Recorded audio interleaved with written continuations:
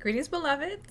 So here is the second video I promised you that I mentioned in the first one, where I was saying that as I'm on this conscious conservative capitalist journey, I ended the first video by talking about how I'm going to be measuring my financial success in 6-month intervals as opposed to what we often typically do, especially if you are coming from a middle class background where you measure things within a month's time, right? You get a monthly paycheck, or some people will get bi-weekly paychecks, and so they start to measure like how can we have or experience some kind of financial independence or whatnot based upon those kinds of intervals. And so what I'm doing with my journey right now is, instead of, because maybe let me take a step back and give you some background on my financial upbringing. This is actually something I had to chat with Google AI about, because it had asked me what was my money mindset. Was I the type to see money as scarce? Did I have quote unquote poverty mindset? Or was I raised to just spend, spend, spend, spend, spend? Like, it was asking me about that question. And I said, well, I grew up in a middle class black family home in California. My parents together, I'm talking about my biological father and my biological mother, when they were married, together they generated about, I want to say, on average, at least $100,000 plus a year, which was pretty good 20 something years ago. We always were able to get a new car if we wanted to. My sister and I, not my daughter, I get them mixed up sometimes because they look just alike, but I'm digressing. So anyways, my sister and I, were able to go to one of the best private schools back home in Pittsburgh, California. And we just had a really good, comfortable lifestyle, comfortable middle class lifestyle. But a part of that lifestyle included heavy consumer debt. And so the mindset there was, you're able to qualify for all this credit. You can have a low interest credit. You get what I'm trying to say with that stuff. So you had the combination of a pretty great income every month, but you also had good credit, and so that allowed you to live a very good consumer lifestyle. Well, transitioning over into entrepreneurship, I discovered that that particular mindset, especially as it relates to debt, is not conducive for entrepreneurship. And so it took me a while to transition from that mindset, where instead of using credit or credit card, I don't even use credit cards anymore, but anyways, using those things they're not as advantageous, because my mindset was still as a consumer, not necessarily as an investor. So as an entrepreneur, I do use credit.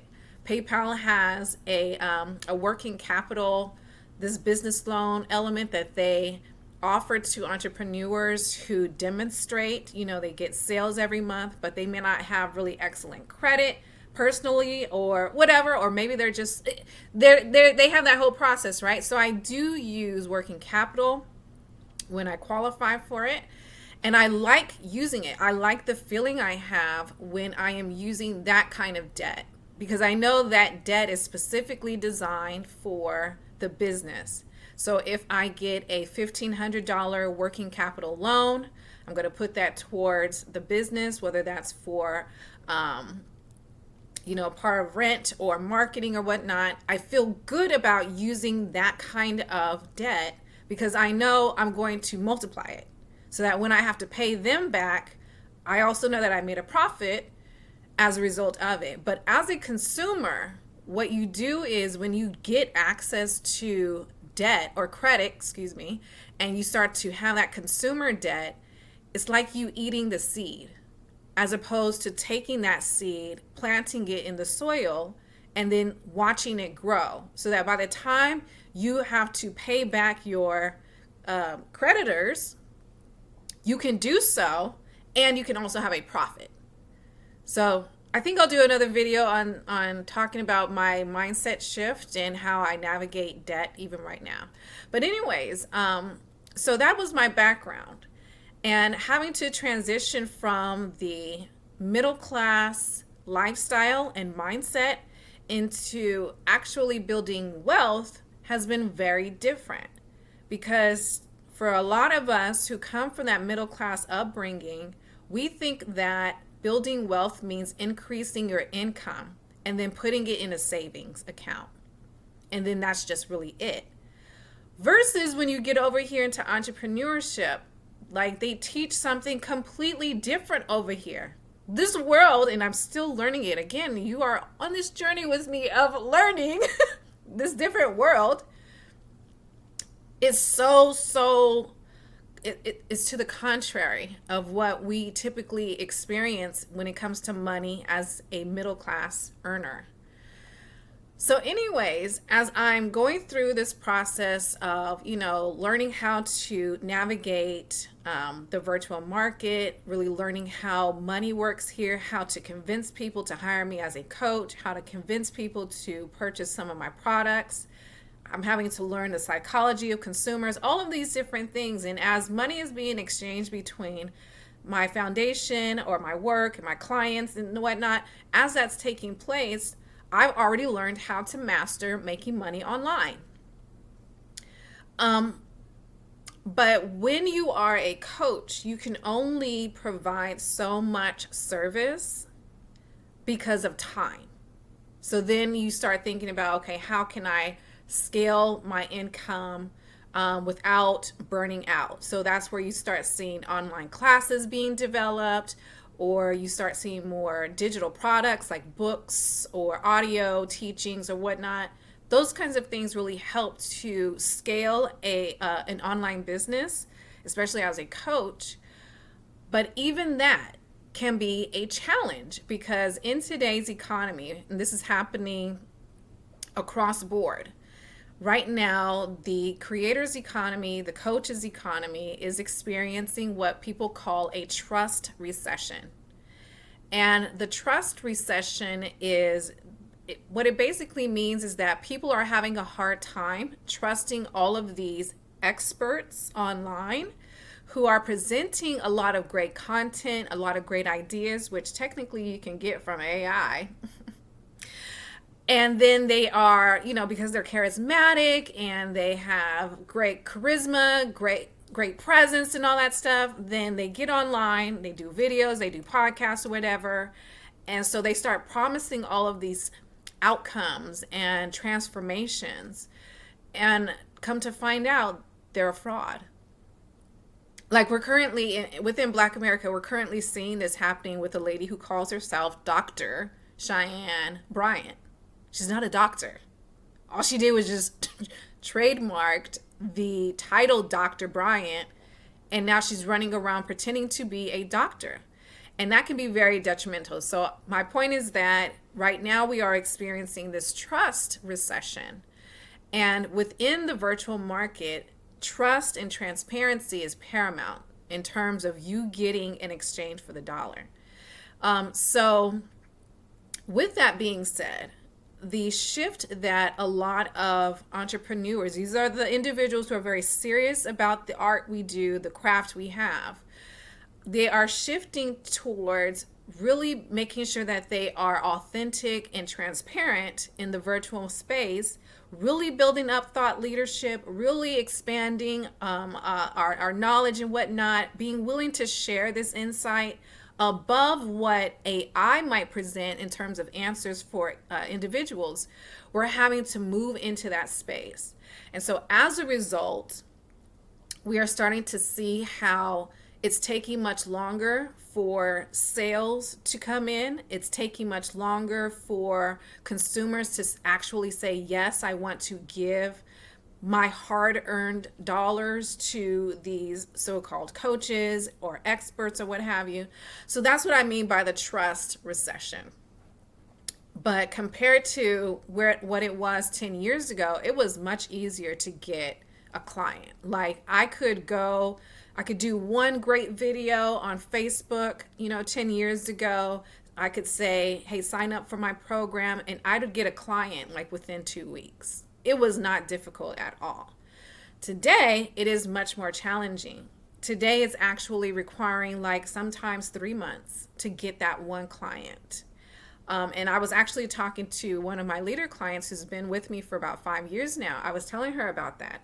I say, you need to go and study the trust recession, and you need to understand why it's a bit more challenging to get these conversions. Is because of what's happening right now in the creator/coach market. Whew. So anyways, having all of these things, in the forefront of my mind and being conscious about it, being aware of it, it's like, okay, how do we navigate this particular transition? Because unlike these, run-of-the-mill grifter coaches or what have you, I'm still going to be here. Like, I've been doing this work, like I said, for going on 14 years now. As soon as I got pregnant with Aliyah, I was like, I got to figure out how to make money. This is the best way to do it. So I've been deep in this. And those of you who are a part of my platform over the years, you've seen me. I've been doing this for a long time. So like, how do I measure what's happening right now and the goal that I want to get to in terms of building out this $75 million digital real estate portfolio, especially over the next 25 plus years? And so because I do not like to stress, I find stress to be really detrimental to my mental health and to my physical health, even my spiritual health. I was like, I need a way to measure the financial progress, to share my journey with you, while also maintaining all the things that are important to me. Because as I said in my previous video, wealth is not just money. It's not just money to me. It might be just it might be just money and finances for a lot of people, but it is not that way to me. Wealth includes being whole, spirit, soul, and body, having and experiencing prosperity in every area that I am a part of. So as a mother, I need to be whole. As a future wife, again, I need to be whole. When it comes to ministry, that needs to be whole as well. Nothing missing, nothing broken, blessed, prosperous, because I actually intend to be here for another 80 plus years. So I'm like, I need to make sure that I am investing in the things that are going to keep this body working for another 80 plus years. And for the record, I'm 43. Anyways, so one of the ways that I have decided to measure financial success is to measure it in terms of 6-month intervals, as opposed to the traditional 30-day intervals that I used to do when I had the middle class mindset. So I went over to Google AI and I asked it, I have to remember not to call it a her or him, or, you know what I mean? Because that's going to get a little bit weird. But anyways, I asked it, what are some of the benefits of measuring my wealth building venture within 6 months as opposed to 30 days. And this is what it said. Measuring your wealth building in 6-month intervals rather than 30 days removes the emotional stress of daily market volatility, eliminates the temptation to over-tinker with your portfolio, and better aligns with the long-term nature of compounding interest. I'll do another video where I talk about how I am learning what compounding interest really is and what that looks like, because I cannot explain it today. So then I asked Google AI to apply these same responses and benefits to my particular goal of building a $75 million digital real estate portfolio. And so it responded, building that kind of portfolio, such as high traffic content websites, platforms, e-commerce brands, or premium domain portfolios, requires an enterprise level mindset. Like, that was the first thing it said. It requires an enterprise level mindset. So I could not, when you come into this space of wanting to build wealth and using different economies to make that happen, you have to first switch your mindset. So I cannot function as one who wants to build this massive portfolio while having a middle class earner or middle class mindset, because they just do things so differently over here than they do when you are just doing your traditional 9 to 5. So it said it requires an enterprise level mindset where managing energy is just as critical as managing capital. Like, you have to manage energy and you have to manage capital. So shifting your evaluation window from 30 days to 6-month intervals directly scales your ability to hit this 75 million target by optimizing your financial strategy and your personal well-being. So it talked about executing a financial optimization plan. I won't bore you with that one today. I'll do that another day. But it talked about protecting emotional well-being. It says the digital asset market moves exceptionally fast, making monthly tracking an emotional roller coaster. So what happens is, by breaking away from the cycle of let me look at everything within 30 days and then transitioning to no, let me look at it within 6 months and really examine it. Number one, it breaks the dopamine anxiety loop. It said that checking metrics monthly ties your emotional state to unpredictable platform updates and whatnot. And really, I'll give you another example. So, I like how that looked.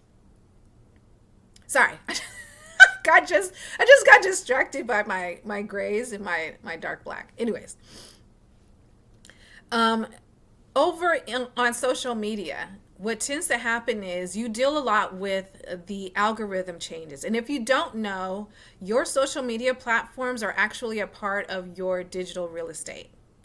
I don't know if you know that, but it is. So for my digital real estate portfolio, it includes LinkedIn, Facebook, Instagram, now YouTube, and I'm going to leverage Pinterest pretty soon as well. I also have CoachFelecia.com, which we're under maintenance right now, so I'm working on that. And I have my email list over on Substack. So this is all a part of my digital real estate portfolio. And basically what I'm going to be doing is tracking the finances and the operations, like what's coming in through these various platforms, what assets are, producing the most results, ...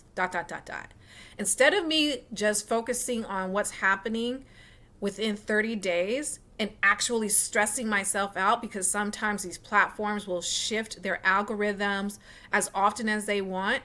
Instead, I'm looking at it as a 6-month thing. So how is SEO working for me with Substack and my website over 6 months as opposed to 30 days? Or how are my numbers on Facebook looking over 6 months versus over 30 days, where one week during Facebook or on Facebook, I may not feel like talking to my audience over there, but another month I might talk too much to them. You get what I'm trying to say. So by looking at things from a long-term perspective and evaluating that way, according to Google AI, this helps to break the dopamine anxiety loop.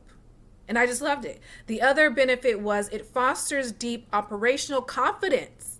So a 6-month window shifts your emotional baseline from reactive panic to proactive ownership, giving you the emotional runway to ride out temporary traffic or revenue drops without feeling like your $75 million dream is collapsing.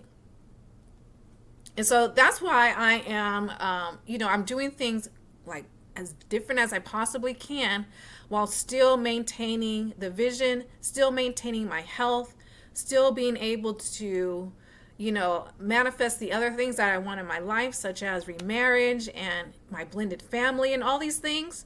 And just really valuing the fact that time is my most precious asset at this moment when it comes to the business. Like, time is totally on my side. And I think quite often when you are entering entrepreneurship, especially in the virtual market, you feel like you don't have much time. You feel like you have to rush, you have to hustle, you have to do better than the other person over there. Otherwise, they're going to get your clients or they're going to get your book sales. And I teach my clients, like, don't do that. Like, God has given you ample time. You're fine. Just build little by little. Y'all see the grays? I just love my platinum hair. Anyways, so that was what I wanted to share with you. So the other part of this journey is, first of all, being able to really articulate and define what the $75 million vision looks like, which I have done thanks to AI's help. And now thinking about how I'm going to measure financial success so that I don't feel so stressed every single month, because that stress can just really ruin my life.